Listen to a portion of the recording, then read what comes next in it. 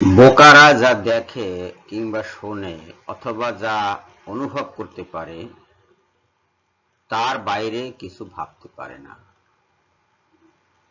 বোকা কিন্তু ফাজিল শ্রেণীর লোক তাই প্রশ্ন করে যে যাকে বাঘে খেয়েছে তার কবর আযাব কেমনে হবে, যাকে আগুনে পুড়িয়ে মারা হয়েছে অথবা যে ডুবে মরে গেছে, যার লাশই খুঁজে পাওয়া গেল না, তার কবর আযাব কেমনে হবে। তার মানে তাদের ধারণা যে ওই লাশটির উপরে আযাবটি হয়। আসসালামু আলাইকুম বন্ধুগণ। ফাজিল দুই ধরনের, আরবি ফাজিল আর বাংলা ফাজিল। আরবি ফাজিল মানে ফাজেল পাশ করা ফাজিল, আর বাংলা ফাজিল মানে অতিরিক্ত বুদ্ধিমান লোক, যে সব কিছুর মাঝেই একটা ছুতো খোঁজে। এরা প্রশ্ন করছে যে যার লাশ পাওয়া গেল না খুঁজে, তাকে তো দাফন করাই সম্ভব হয়নি, তার কবর আযাবটা কিভাবে হবে। তার কবর আযাব তো হওয়ার কথা নয়, তার মানে কবর আযাব নাই। তাদের প্রশ্নের অর্থ হলো কবর আযাব নাই। প্রশ্নটা প্রথমে শুরু করেছিল নাস্তিকরা, মুরতাদরা, আরজ আলী মাতুব্বর, হুমায়ুন আজাদ, তসলিমা নাসরিন, দাউদ হায়দার, এদের মতো লোক। কিন্তু বর্তমানে এই শ্রেণীর লোক, এই যে টুপি দাঁড়িয়ে আছে, মাদ্রাসায়ও কিছুদিন পড়ালেখা করেছে, এরাও এখন এইসব প্রশ্ন করছে। তাদের প্রশ্ন হলো যে পানিতে ডুবে যে মারা গেল কিংবা আগুনে পুড়ে যে মারা গেল, তার লাশ তো পাওয়া গেল না, তাকে কবরই দেওয়া গেল না। বাঘের পেটে যে চলে গেছে তারও কবর হয়নি, তাহলে এদের কবর আযাব কিভাবে হবে। কবরই যার নাই, যার লাশই কবরে রাখা গেল না, তার কবর আযাব কি করে হবে, এই হলো তাদের প্রশ্ন। কোরআন বলে কবর আযাব চলছে, কিন্তু জাহিল বলে সব মিছা কথা, কোনো কবর আযাব নাই। আসুন বিষয়টা আমরা একটু পর্যালোচনা করে দেখি। কবর আযাব সম্পর্কে আল কোরআনের বর্ণনা, এটি পাবেন আপনারা আল ফিকহুল আকবর, হযরত ইমাম আবু হানিফা রহমাতুল্লাহ আলাইহির এই গ্রন্থে কবরের অবস্থা সম্পর্কে আল কোরআনের বর্ণনা। আল কোরআন কবরের অবস্থা সম্পর্কে বর্ণনা দিয়েছে, হাদিসে তো আছেই। সে বর্ণনাটা কি, যখন তাদের কারো মৃত্যু উপস্থিত হয় তখন সে বলে, হে আমার রব, আমাকে পৃথিবীতে পুনরায় প্রেরণ করুন, যাতে আমি ভালো কাজ করতে পারি যা আগে করিনি। কিন্তু কখনো এরূপ হবার নয়। এটা তার মুখের উক্তি। তাদের জন্য রয়েছে বারজাক, যেখানে তারা থাকবে পুনরায় জীবিত হয়ে ওঠার দিন পর্যন্ত। এটি 23 নম্বর সূরা, আয়াত নাম্বার হলো 99 ও 100। এই আয়াতের লক্ষণীয় বিষয় হলো যে এটি কবর নিয়ে কথা বলছে না, বাঘের পেট কিংবা আগুনে পোড়া ইত্যাদি নিয়ে কথা বলছে না। কথা বলছে তাদের জন্য রয়েছে বারজাক, যেখানে তারা থাকবে পুনরায় জীবিত হয়ে ওঠার দিন পর্যন্ত। এই বারজাক শব্দটি হলো এখানে সবচেয়ে গুরুত্বপূর্ণ। বারজাকে আত্মারা থাকে, আত্মারা থাকবে, দেহ নয়। দেহ নিয়ে মাথা ঘামানোর কোনো প্রয়োজন নাই। দেহ মাটিতে রাখলে, কবরে রাখলে মাটি হয়ে যাবে, বাঘের পেটে গেলে হজম হয়ে বাঘের রক্ত মাংসে পরিণত হয়ে যাবে, আগুনে গেলে পুড়ে ছাই হয়ে যাবে, পানিতে গেলে মাছের পেটে যাবে বা জলজ প্রাণীর পেটে চলে যাবে, দেহ থাকবে না। দেহ বলে এখানে কোনো ব্যাপার নাই। শাস্তিটা হয় আত্মার। আত্মা অজর, অমর, অবিনশ্বর, ধ্বংস হয় না।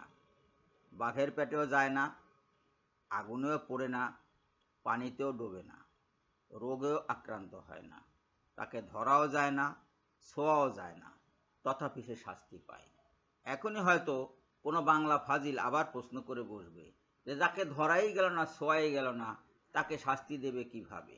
হ্যাঁ, সে শাস্তির ব্যবস্থা আল্লাহ রেখেছেন।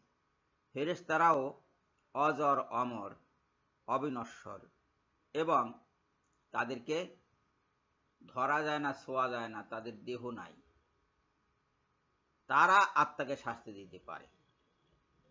তবে আত্মার শাস্তিটা একটু ভিন্ন রকম। আপনি দেখুন, একটা মানুষ দিনের বেলা বা রাতের বেলা হয়তো কোনো বাগানে, ফুল বাগানে কিংবা কোনো পার্কে ঘুমিয়ে আছে, সেখানে বসে সে স্বপ্ন দেখছে যে সে আগুনে পুড়ে মারা যাচ্ছে এবং কষ্টও পাচ্ছে সে। এই কষ্ট কিন্তু অবাস্তব নয়, বাস্তব কষ্ট সে পাচ্ছে, বাস্তবিক কষ্ট। ঘুম থেকে জেগে দেখে যে সে ফুল বাগানে কিংবা পার্কে শুয়ে আছে, আগুন কোথাও নাই। শাস্তি কিন্তু তার স্বপ্নের ভিতরে হয়ে গেল। বারজাক অর্থাৎ মরার পরে যে জগতে মানুষ বা প্রাণীর আত্মা আল্লাহ পাক রাখেন, সেই স্থানটির নাম হলো বারজাক, আলমে বারজাক। এই আলমে বারজাকে শাস্তি যেটা হবে, এটা আত্মার শাস্তি হবে। সেটা স্বপ্নের মধ্যেও হতে পারে, স্বপ্নের মতোও হতে পারে। এটা স্বপ্নের মতো এই কারণে বলছি যে আল্লাহ পাক আল কোরআনে বলেছেন যে কিয়ামত যখন সংগঠিত হবে তখন আত্মারা দেহের ভিতরে প্রবেশ করবে, নতুন করে পুনরুজ্জীবিত হবে দেহ, এবং সেই দেহ বেরিয়ে আসবে, দলে দলে বেরিয়ে আসবে। আল্লাহ যে হাসরের মাঠ প্রস্তুত রাখবেন, সেই হাসরের মাঠের দিকে তারা ছুটতে থাকবে এবং বলতে থাকবে যে হায়, আমাদের শয়নগা থেকে কে জাগালো, শয়নগা থেকে কে জাগালো। অর্থাৎ তারা ঘুমিয়েছিল, ঘুমের অবস্থায় তাদের কারো শাস্তি হয়েছে, কেউ আরাম পেয়েছে। লোকটি ঘুমিয়ে আছে, তার বান্ধবী ওখানে আসেনি, কিন্তু দেখতেছে যে সে বান্ধবীর সাথে মিলন করছে, আরাম পাচ্ছে, আনন্দ পাচ্ছে। ঘুম থেকে জেগে দেখে বান্ধবী কোথাও নাই, কিন্তু তার হাসিটা তার তখনও মনে লেগে আছে, মুখে লেগে আছে। এই অবস্থাটাই হয়ে থাকে। আত্মা এভাবেই বারজাকে শাস্তি পাবে। এবং মাটি বা বাঘের পেট অথবা আগুন অথবা পানি অথবা অনুরূপ যে কোনো বিষয়াদি যাই থাকুক না কেন, সবই দেহকে শেষ করে দেবে, কিন্তু আত্মাকে শেষ করতে পারবে না। আত্মা দেহের সাথে মিলিত হবে পুনরায় সেই পুনর্জাগরণ দিবসে, হাসরের দিনে, এবং সেখানে তাদের বিচার হবে। যাদের পুরস্কার দেওয়ার কথা তাদেরকে আল্লাহ পুরস্কার দিবেন, যাদের শাস্তি দেওয়ার কথা তাদেরকে শাস্তির জগতে জাহান্নামে পাঠিয়ে দিবেন। এর মাঝখানে কবর আযাব নাই, কিংবা বাঘের পেটে যে গেছে তার কবর আযাব কিভাবে হবে, এই প্রশ্ন আসতে পারে না। আত্মা বাঘের পেটে যায়নি, আত্মা পানিতে ডোবেনি, আত্মা আগুনে পড়েনি। আশা করি আপনারা বিষয়টা বুঝতে পেরেছেন। সবাইকে ধন্যবাদ জানিয়ে এখনকার মতো শেষ করছি। আল্লাহ হাফেজ।